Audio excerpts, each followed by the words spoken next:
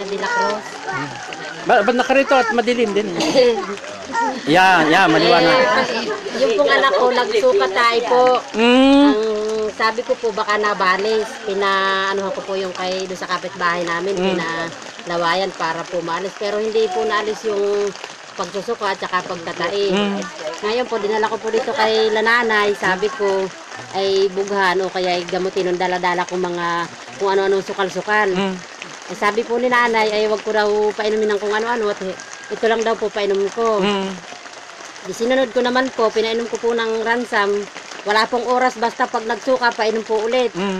Pag po yung tumae, painom po ulit nito. At para po may kapalit.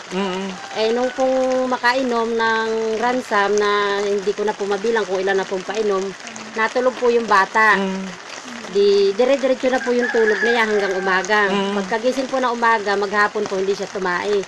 Saka hindi na rin po siya nagsuka. Kinabukasan po tumae, yun tigas na po yung duling.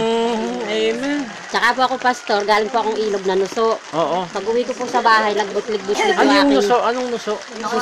suso po, yung pagkain po ng katutubo. Eh nagbutlig po yung mga singit-singit ko po. Tapos nangate, kinuha ko po ito ransam para na pong palosyon. Lahat na po na makakati ay pinunasan. Kaya po pastor, hindi po umabot na 1 linggo yung aking isang buting ransam. Ay, ano nangyari doon sa Makakati? Ay, naalis po, kaso lang po may pumalit na may itim-itim. Natuyo na po pastor, ngayon po wala na. Pwede na po uli akong manuso. Ano yun? Saan nakuha yun? Sa ilog po siguro pastor at yung Mga hayop? Ano ba yun? Opo, siguro po. Tsaka sa tubig po siguro. Pastor, naduduling po ako sa ilaw. Po ninyo ikadikit. Marami pong salamat, Pastor. Amen! Okay, palakpakan natin.